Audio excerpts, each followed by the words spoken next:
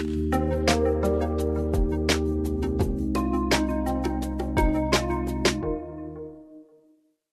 you've seen any of the reviews for the new Netflix miniseries American Primeval, you'll know what you're in for. Critics have described it as a harrowing watch, unsparingly bleak, blood-soaked, grotesquely, mindlessly violent. And all of this gore took place in the Utah Territory in 1857. That is, the series is based on a true story, or real history. The Utah War, the Mountain Meadows Massacre. Peter Berg directs the series with a screenplay by Mark L. Smith. He wrote the film The Revenant. We talked with Lindsay Hansen-Park this week. She was an historical consultant for the series, and she told us Berg didn't want to create a sanitized version of the West. He wanted something like he saw in the 1972 film Jeremiah Johnson, something desolate and harsh.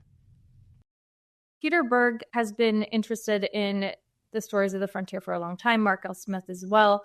And he talks about first really finding out that there was a creative palette to work with when he realizes the West is not just shootouts and riding on horses and meeting in the public square at high noon. There's this whole story of really complex, really graphic violence. And he talks about a conversation that he's having with Mark L. Smith, the writer of the series. And he's showing sort of this collection of weapons that he has from his obsession with this time period in history. He's got knives and guns, and he has this ice pick, this axe. And I walked into the room where Mark was sitting and waiting for the meeting, and I just put the ice axe in his lap, and I said, "Could you write this as a series?" And he looked at me and smiled.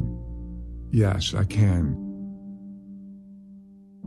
This represents the brutality of the West.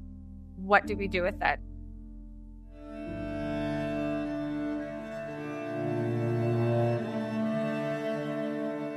We wanted to do something that was not traditional Western, that felt as though it had that kind of aggression and the desire to explore a feeling that I got as a kid watching Jeremiah Johnson.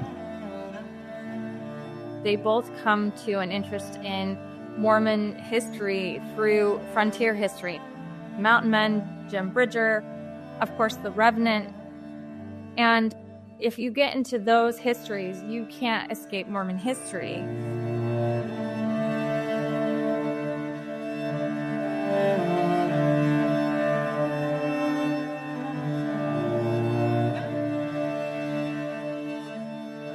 The story goes, as they're doing frontier history, they run into the story of the Mountain Meadows Massacre. They're interested. They contact church historian Rick Turley, who sends them books, takes them on a tour of the massacre site, and they really start to realize this picture of the violence of the American West in a way that they hadn't heard before, which is through a Mormon lens.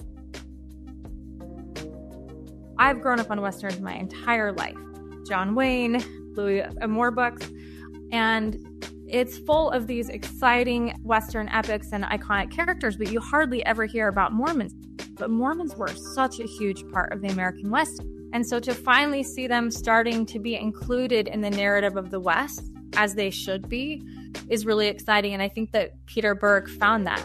I mean, there was sort of this mystery of what does violence mean? You know, modern Mormonism, there's a perception of what that is today versus what it was on the frontier. And sometimes they're very different in public memory and in Mormon memory. And so I think that presented a really creative challenge for them.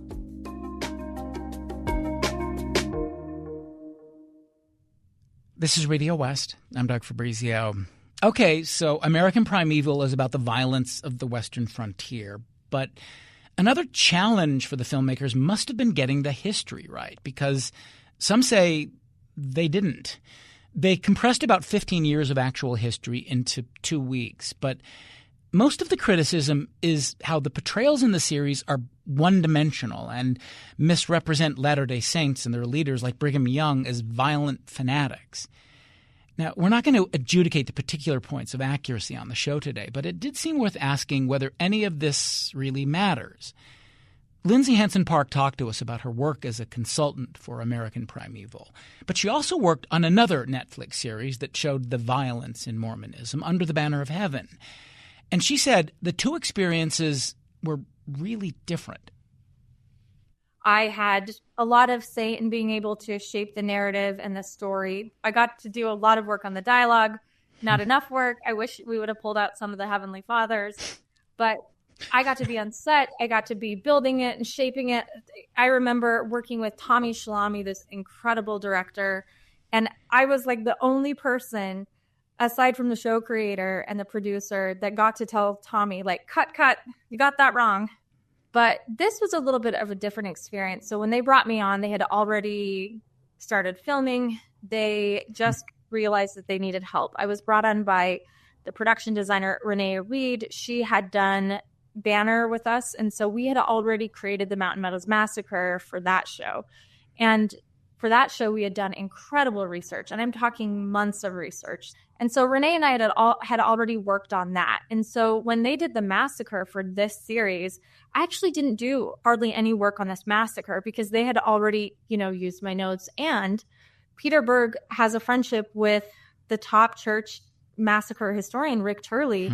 And they already had who knows how many conversations. They toured the massacre site together. So my role this time wasn't to do that. They didn't really use me for story or narrative. I got to help shape some dialogue. My job for this series was really the look and feel. So I helped build the Nauvoo Legion. That was really cool. We go into like very extensive specific details about the buttons on their shirt and the flag that the Legion was wearing and what their camp might have looked up based on muster records. And kind of questions about Brigham Young, how different people would have seen him. Just really, my role depends on how much input the show creators want. And in this particular instance, they already sort of had an idea, a tone, and a pace. And so, I read the script and then I was like, well, Jim Bridger wasn't there at this time. This is wrong. And that didn't matter to them because they had taken 20 years of history and truncated it into this 2-week period.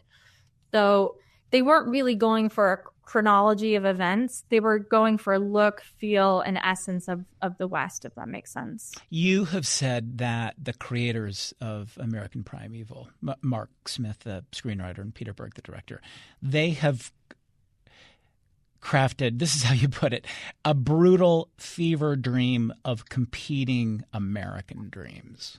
What do you mean? I think if anyone has seen The Revenant, it's very clear that there's a style and a tone and a pace that these show creators want to recreate, right? And so I think that was the thing that came in conflict most with the minutia of the history, I guess. There was already a vision for how they wanted to portray the West, which I actually agree with that vision. The essence of the West at this time was it was brutal. No one made it out alive.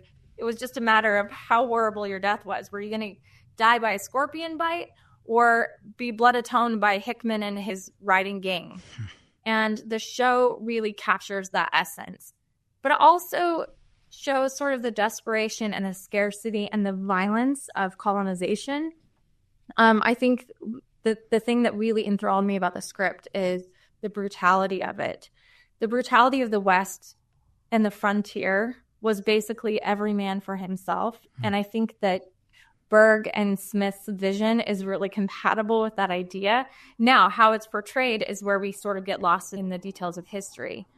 Well, we'll get to the way it was portrayed here in a second. But to sort of stay on your point for a moment, one of the things Peter Berg has said is that because no one felt as though there was enough oxygen in this space, in the the West, that people were trying to survive. And in a lot of ways, it's about survival. And that's why it became so violent. And this seems like something that you agree with, that this was about naked survival instincts, at least this part of the story of the West. Yeah. And again, I mean, if I was allowed to consult on story or, narrative at all, I think it would have been very easy to find actual historical examples to infuse into this story to make it compatible with that vision, because I think the historical record is full of them. I think the thing that's frustrating to me in the community is when I hear people say, oh, you're portraying Mormons as violent. The show portrays Brigham Young and the Nauvoo Legion, all right? Not all Mormons. It portrays this group of people. And you don't have to take my word for it. Go look up what the Nauvoo Legion was doing from 47 to 77 during the course of Brigham Young's life in the territory. I've come up with a list of at least 30 massacres, wars, murders that happened that Brigham Young or his legion had a hand in during this time period. It was a violent time. I mean, prior to the show, Daniel H. Wells, who was running the Nauvoo Legion, he goes in, the Mormons, with the sanction of the U.S. government, go and massacre 100-something Timpanogos Utes or Shoshone, depending on where you situate in that history. They were killing people. They were running people out of town. There's another story that I think that Mormons don't realize. And this goes back to Nauvoo, and it's called Aunt Peggy. Have you heard about Aunt Peggy? No. Okay, so this is going to capture it, because I think we see our ancestors as these like pious pilgrims, and some of them were. The large majority of Mormons were just trying to follow God and survive in the American West. But Mormons had this thing that they did with their own people who, if they didn't follow the rules, they enforced them with something that they called a visit from Aunt Peggy. And that was a euphemism that meant Aunt Peggy's privy. Now, we know a privy is an outhouse. So there are stories during the Mormon Reformation of a man that might have offered dinner to a Gentile soldier, to an outside soldier, and Mormon enforcers show up with a visit from Aunt Peggy. They drag him and his wife into the street, and they shove their mouths full of rags dipped in privy water. You know what privy water is, right? They would dog people in privy dirt. They would cover them in feces as a humiliating way to enforce and say, stay in line. You're one of us.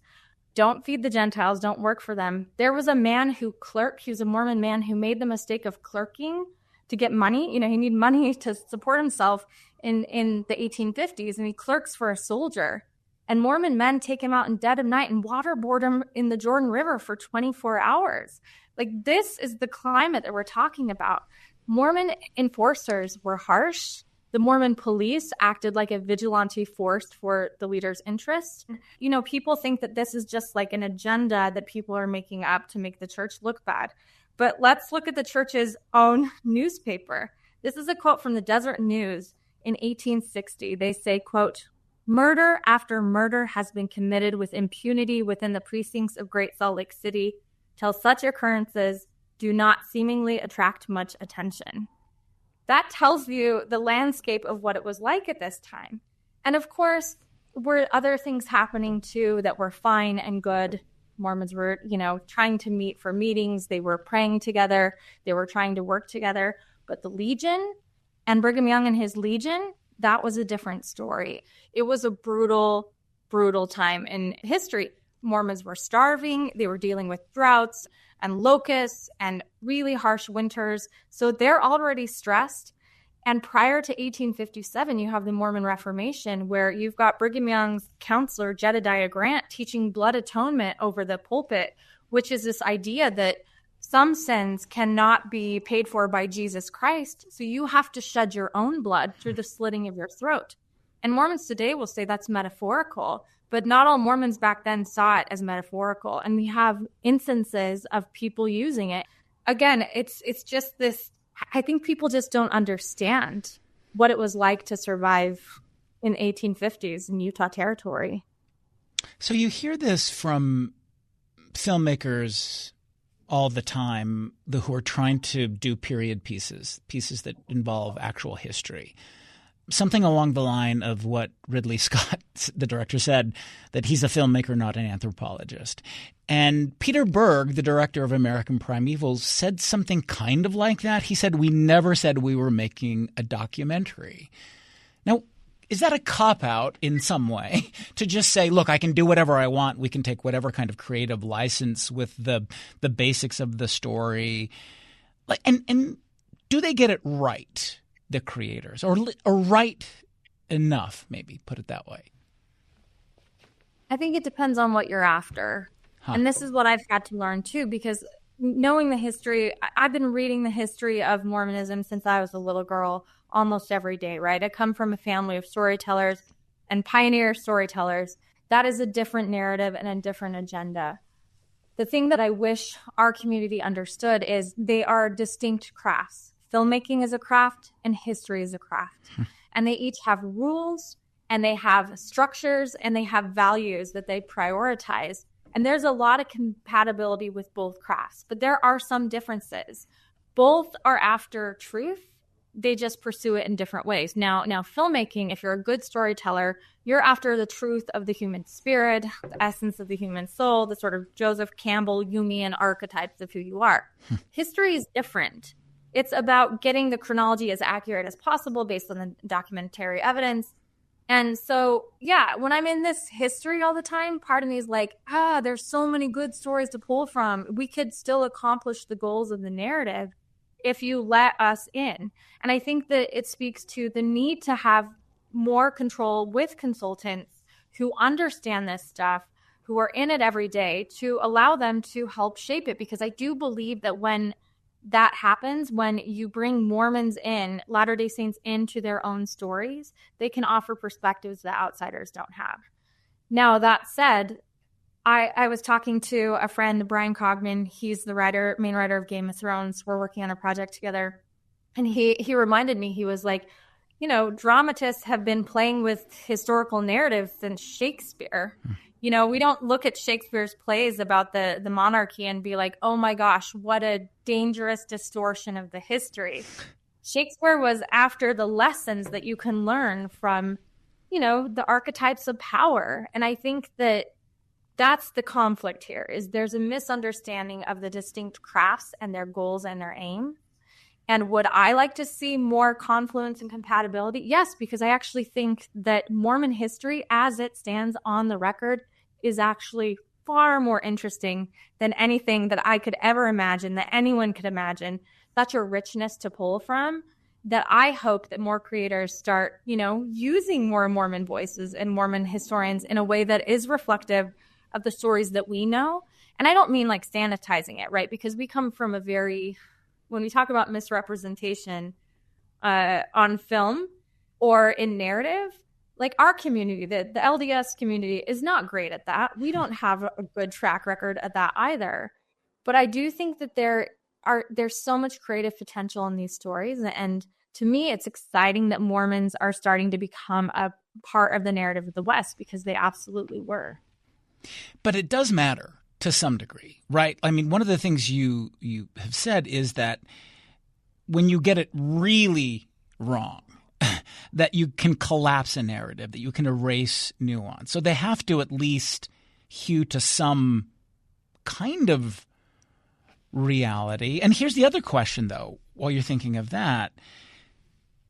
It may not matter to a Netflix audience in general, but it seems to matter to Latter-day Saints if they're fudging the facts. Now, what do you say to that?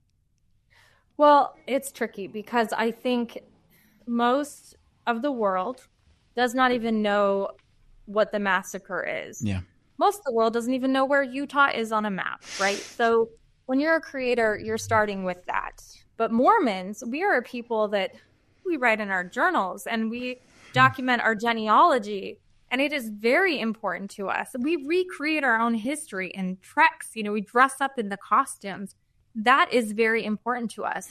But I don't look to our community as a healthy example of representation. And I think that is the incompatibility here. Mormons are not practiced at seeing themselves from outsiders. And too often we fall into two very predictable patterns: blame and persecution. And this is an old narrative, and there's a reason why we go into that pattern. And I think Mormons need the history and are used to looking at the history to either prove the church true, faith promoting, or the history needs to be so true that it can prove it wrong and take people out of the church. And that's kind of the waters of Mormon history, right? There's this purity that we expect because the stakes are so high for our community. But the rest of the world isn't interested in that. And I don't think Mark Smith or Peter Berg are interested in, nor should they be interested in, exonerating our character. I do think this is an opportunity for Mormons to look at why we're always represented, why Brigham Young is represented as a villain in history. Because I think there's a pretty big documentary history that shows that that's the case. We're not used to seeing him as the villain, but maybe we should be a little bit more imaginative and look at different lenses, because the rest of the world does. And why is that? Is it because we're being persecuted and misrepresented, or is there something else going on? What do you think? I'm not sure if you've had conversations with the creators about this, but I wonder what you think they make of the discussion we're having now, or others have been having in the Intermountain West in particular, about American primeval, just the way it portrays Latter-day Saints and the Mormon story. Like, what do they think about all the commotion, if they think about it at all? I mean, their series is doing really well on Netflix, so whether they consider those questions all that much, do they make much of it, do you think? I mean, I can't speak to individuals because I haven't spoken to them about reactions. I will say that I know a lot of people in the industry now, and I think people think that Mormons are weird, you know? And this is kind of what I tell my community, like, okay, you're upset because you think this is a collapsed cardboard, caricature of Mormon history. Again, look up the Utah War. It's a lot messier than you remember that it is. But what we're dealing with is Mormons are mad that this show shows, Brigham Young and the Legion as angry, defensive, violent, territorial, taking themselves too seriously. And then a lot of Latter-day Saints react with anger, defensiveness, territorialism, and taking themselves too seriously. It's like, guys, don't reinforce that. This is television. Let's lighten up a little bit. I mean, the idea that misrepresentation can harm people is absolutely a thing. But also there's an onus on our community here that if we want to be taken seriously, we are a mainstream religion going into the global world. We're growing up, and growing up takes some maturity. And let's look at other faiths who are a lot more mature than ours, like the Catholic Church. Every time a priest is shown on TV, you don't see a huge uproar about the accuracy of how that portrayal is depicted. And I think that that's kind of my hope for our community is if you want to see more Mormon stories and more accurate representation, we got to show people that we can be mature enough to discuss it and understand the limitations of filmmaking, the limitations of history, the compatibilities and the conflicts. I don't think we're there yet, but I will say I think that this show's reaction is still a lot better than it was with Under the Banner of Heaven. I am seeing a maturation happening. And rather than saying, oh, that's not fair, you're painting us all as violent, it's like, no, we're talking about an iconic character. But I think when you're defensive about his portrayal, for example, and you're saying it's misrepresentation, then what you're doing is you're making a moral argument for him. And I'm curious what that moral argument is. If you're saying that he's misrepresented, then tell me how you think he should morally be represented. And when I am doing this for a show, you sort of have to take all these examples from the history and sort of, if you're making a moral judgment for a depiction, are we going to show an iconic character of the West, which Brigham Young was? He's an icon. How do we portray that icon? Is he violent? Is he not? Is he good? Is he bad? Is he more nuanced? You sort of have to weigh his virtues and his vices on sort of this like scale of mots. And I have to tell my community, I think the thing that is kind of strange for me is there's this big outcry from Latter-day Saints saying, Brigham Young, or Mormons are being misrepresented. We're not like that. We're not violent. Nauvoo Legion was. And if we're going to put all the horrible things that Brigham Young said about African Americans and women and Native peoples and frankly anyone he didn't like, and couple that with the history of the Legion's violence, with their massacres and their murders and their cover-ups, where do the scales tip? And if yours weighing both of those things has him as a more moral man. You and I do have a disagreement on how this icon should be portrayed, because I think the history defends Brigham Young as kind of a gangster of the West. That's who I think he was. Lindsay Hansen-Park, thank you very much. Thank you. Lindsay Hansen-Park, she's a writer and researcher, the executive director of the Mormon journal Sunstone, also a history and cultural advisor to the production of the Netflix miniseries American Primeval. We'll take a break, come back in a moment. You're listening to Radio West.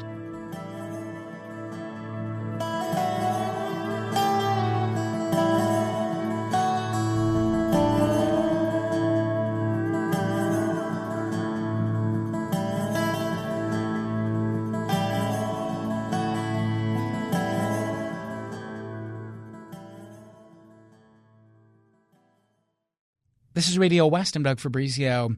Today in the program, we've been talking about the Netflix miniseries American Primeval.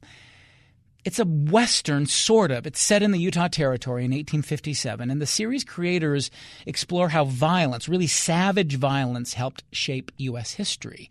And Latter-day Saints are among the violent ones. So we've been talking about the portrayal of Mormonism in films and television. Patrick Mason joined us this week. He's a scholar of religion and history at Utah State University. And he said he figured he knew why Latter-day Saints have always been subjects for storytellers. I think there's probably a few different reasons for this. One is the origin story is both familiar and fantastic. It's American. It's a farm boy. There's a book of scripture. There's a church. It's kind of somehow related to Christianity. So there's familiar elements of it, but it's also so unfamiliar with angels and gold plates and prophets and those kinds of things. And fair to say strange? For a lot of people, sure. Yeah, looking in from the outside. Those aren't normal stories of normal everyday occurrences. Yeah. So I think that's part of it. There's always been a kind of mysterious quality to Mormonism, partly it's because Mormons have been so successful at building strong and sometimes insular communities.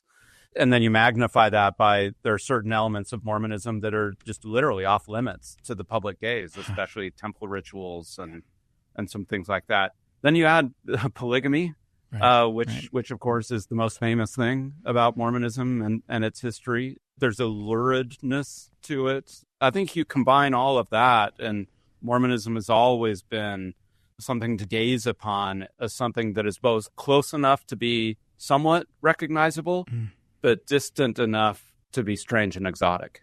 Do you think that Latter-day Saints, again, speaking as, let's say, someone who's perceiving this from the outside, that they're seen as easy targets to, make fun of or parody or even distort their story because they're perceived as maybe lacking a kind of sophistication or are a group of people who are kind of credulous because they believe this fantastical story.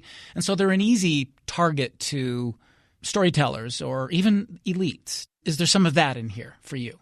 Yeah, I think at a certain level, Latter-day Saints can be and can present as an easy target, if we want to call it that, for a couple of different reasons. One is that especially when you put it in a broader national, let alone global context, there aren't that many of them.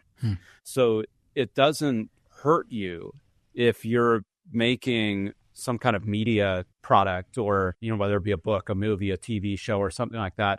And if you offend all the Mormons, you're not losing that much market share. But maybe there's also one other factor is that Latter-day Saints have spent their entire history seeking out converts, but have not always been very good at seeking out friends. And sometimes it's precisely in the convert seeking that they've alienated other people and have not had friends and allies to speak up for them. One of the things you've also said is that the reason Latter-day Saints are subject to critiques or parody in TV series and films is that they have power, which might surprise some, but say a little bit more about that. Active Latter-day Saints are like 1% or less in the country, but Mormons have power. Explain what you mean. this is where there is a paradox. On one hand, Latter-day Saints are quite small in terms of percentage of the population, but there are few religious organizations or institutions that have been as successful as the Church of Jesus Christ of Latter-day Saints in recent decades, especially financially. And there's plenty of stories. This is not a secret at this point in terms of the hundreds of billions of dollars of assets that the church controls. Yeah. And the fact is that at least regionally, and in some cases nationally, the Church of Jesus Christ of Latter-day Saints does punch above its weight because of the resources that it controls, because of even our federal system of representation. It means there's always, even though Latter-day Saints are only 1% of the population, there's usually a handful of Latter-day Saint senators and congresspeople. The Latter-day Saints are well represented in the military and in the upper echelons of the business community and so forth. Latter-day Saints have been phenomenally successful over the past 100 years in assimilating in many of these key areas of American society. So they're overrepresented. It's not like they're the Amish who are just like out farming on their own and so forth. There's a sense that this very small group that we don't understand very well, they are in the halls of power. And we're not sure if we like that. Nobody feels sorry for the Church of Jesus Christ of Latter-day Saints, given all that we know about its resources. So you don't know much about the actual content or storylines for American Primeval. So I won't ask you to give details about that. And it wouldn't be fair to ask you to compare it to other films or series that have featured Latter-day Saints. But do you have a sense, anyway, of whether American Primeval falls in line with, like, Under the Banner of Heaven? For you, anyway. I mean, you said that show, Under the Banner of Heaven, was driven by this agenda or thesis that it was openly hostile to religion. As far as you can tell, is American Primeval that? Yeah, it's interesting to me as I've read the reports and even the interviews with the creators of American Primeval. They quite admirably, I think, took great care to bring in historical and cultural consultants to help them understand the indigenous peoples that they were presenting in their stories. They don't seem to have had the same level of concern on the Latter-day Saint side. I'm not saying they had no concern at all. They did have historical consultants, but not at the same level, by their own admission. Yeah. So those are choices that the creators make in terms of which stories do we want to tell with great fidelity, with care and concern for the living people in the 21st century who still identify with those characters and those communities that are being represented on screen, versus maybe some of the characters and communities we don't think so much about and the way that they identify with these characters. What do you see on Netflix when you spin through that has to do with religion in this country, fiction and nonfiction? I think you once said that there's almost a genre on Netflix going after religion. Are you still seeing that? And just what do you make generally of the portrayals of people of faith, whether it's a period piece or whether it's a modern documentary or anything like that?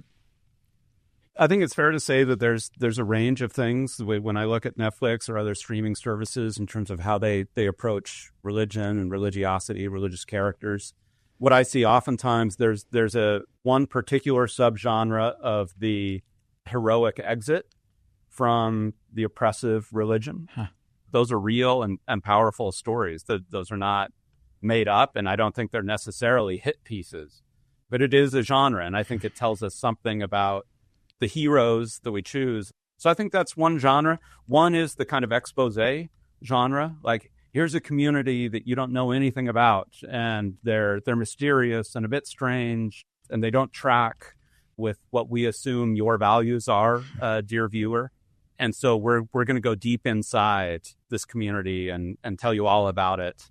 And then I think some of it is pretty straightforward, just historical telling. It's kind of a documentary. Let me tell you about the history and where these things come from. And I think any of these genres can be done well. Any of these genres can be done, I think, less well or less responsibly.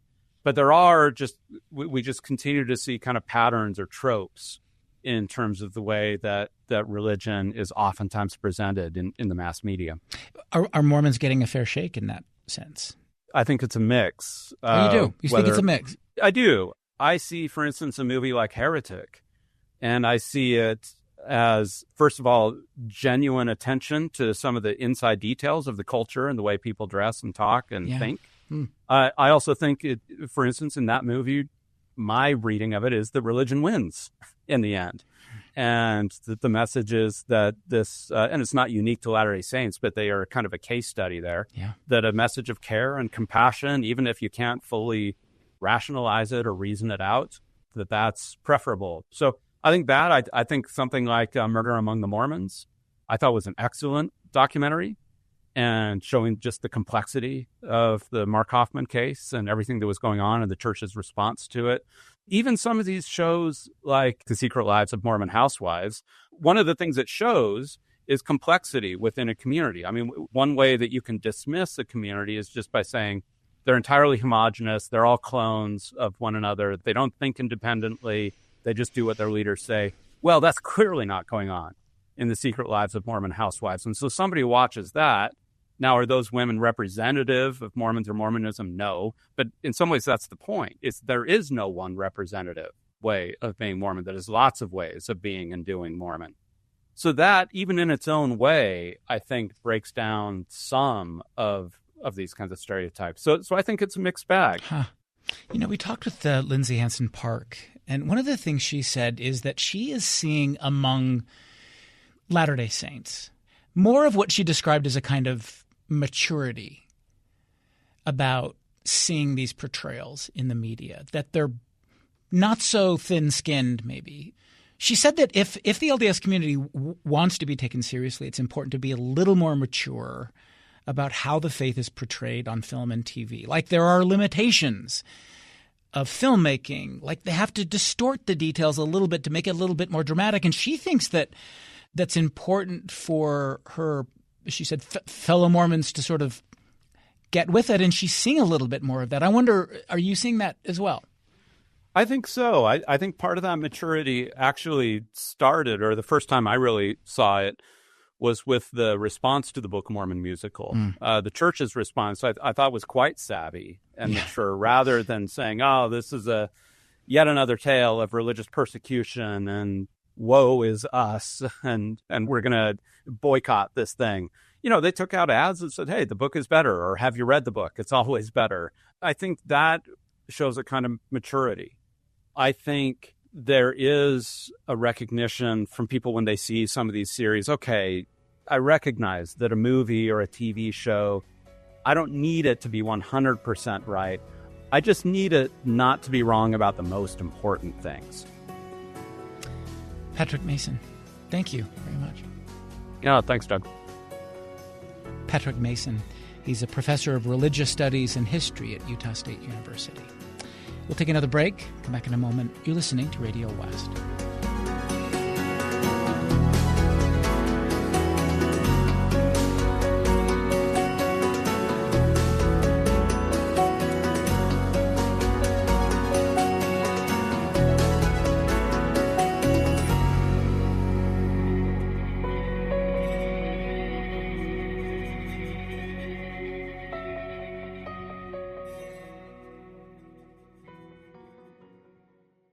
This is Radio West. I'm Doug Fabrizio. Today in the program, we've been discussing what people around here are saying about American Primeval. It's the new and very popular miniseries on Netflix set in the Utah Territory in 1857. We reached out to the film scholar Andrew Nelson to talk to us. He told us these portrayals of Latter-day Saints and Mormonism in general have been around almost since the beginning of film. Well, Mormons were portrayed infrequently, which really shouldn't surprise us given how few Mormons there are. But when they were portrayed, they tended to be depicted in a particular way, really as a particular character. And that character was the villainous polygamist. So you would often in these films have young women. Sometimes they would be immigrants. Oftentimes they would be on vacation, who would be seduced by a handsome, dark stranger, and then ultimately abducted by this character who is revealed to be the polygamist. This is a character that cinema inherits from literature. There are stories by some of the major authors of the late 19th and early 20th centuries that include this villain. Arthur Conan Doyle, Zane Grey, Robert Louis Stevenson, Jack London. I mean, this character, appears in their novels. This is the character who Sherlock Holmes combats at some point. But the victim, as in the title of the film, A Victim of the Mormons, is always, a young, impressionable, somewhat naive woman who is abducted into, essentially a life of sexual slavery. So the films then weren't really anything like the films that are portraying Mormon culture today. They weren't about violence in early Mormonism and frontier Mormonism. They weren't about corruption or chicanery by, leaders like Joseph Smith or the kind of cult-like impression of this high-demand faith. They were a different thing, it sounds like. Well, they were in some ways like some of the films we get today. You think about some of the films inspired by Warren Jeffs.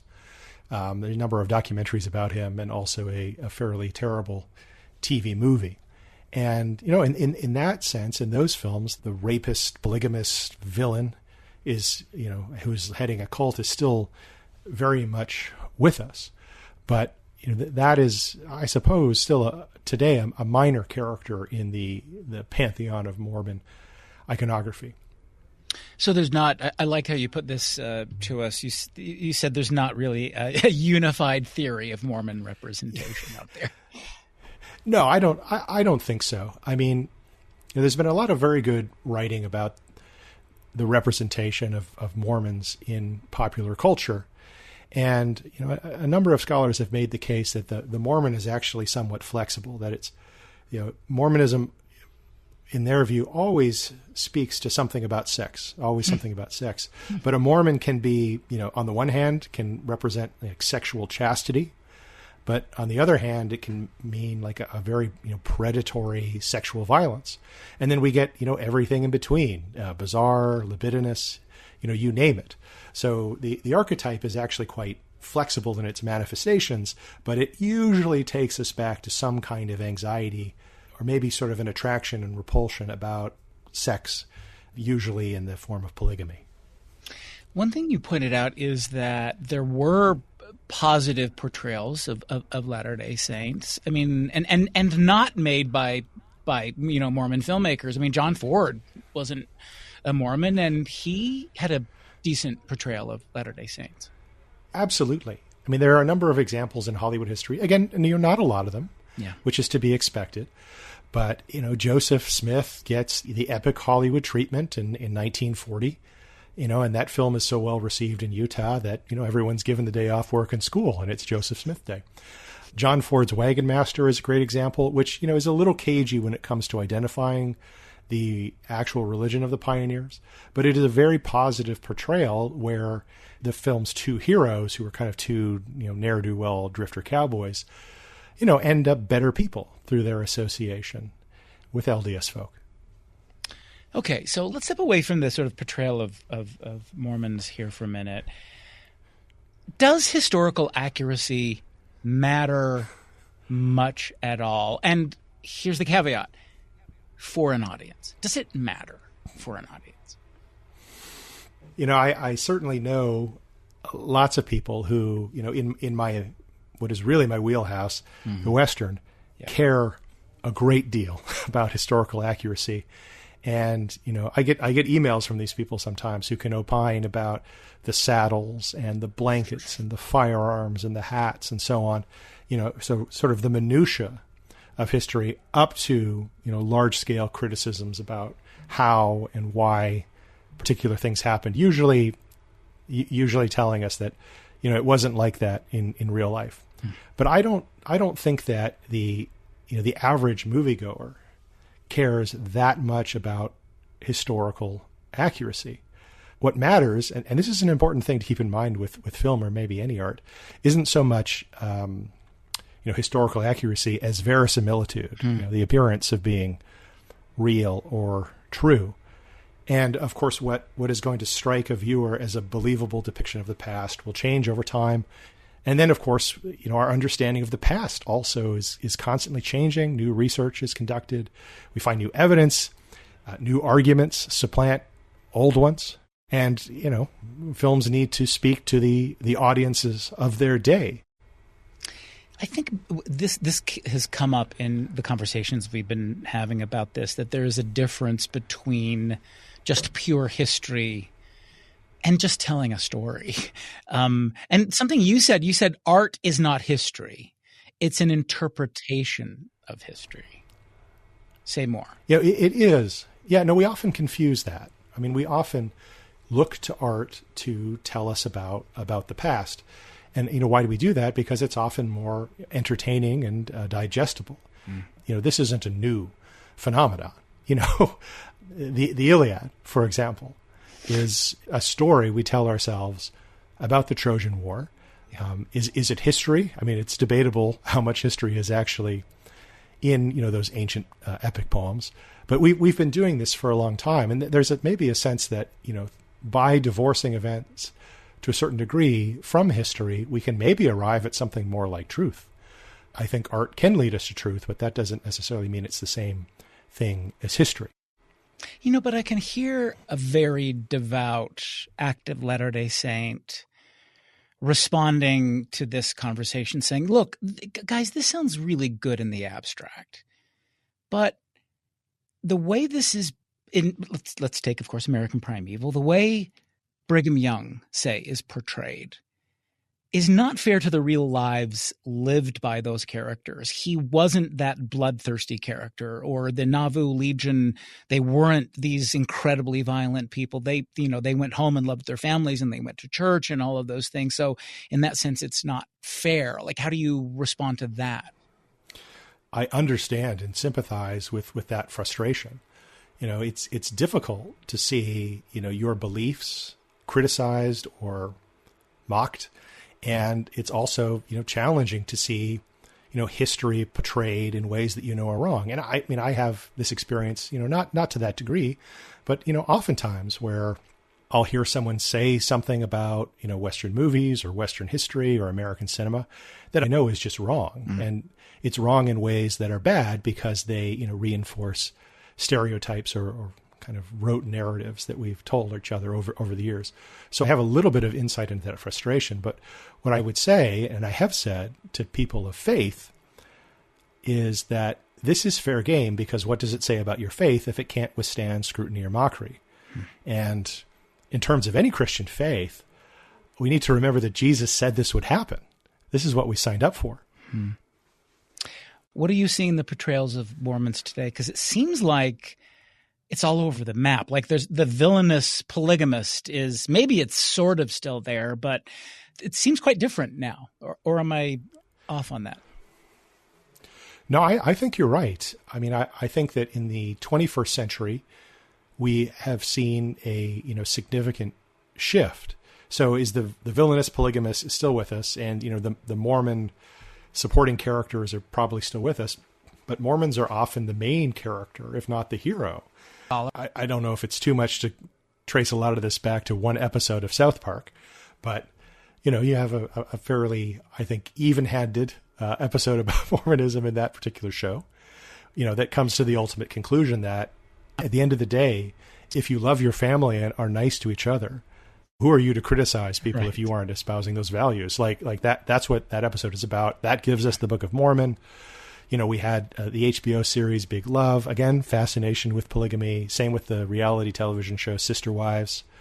It's probably the case now that you're actually more likely to see a Mormon on your television than you are to see one at the front door, which is a big change from, let's say, the 20th century.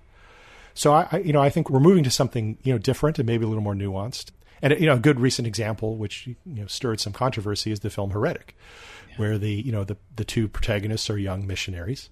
I wouldn't want to give too much away, but, that's a film where the person of faith undergoes a very serious trial and emerges in a way that, at least from some perspectives, reaffirms the importance of faith. That is a long way from a victim of the Mormons.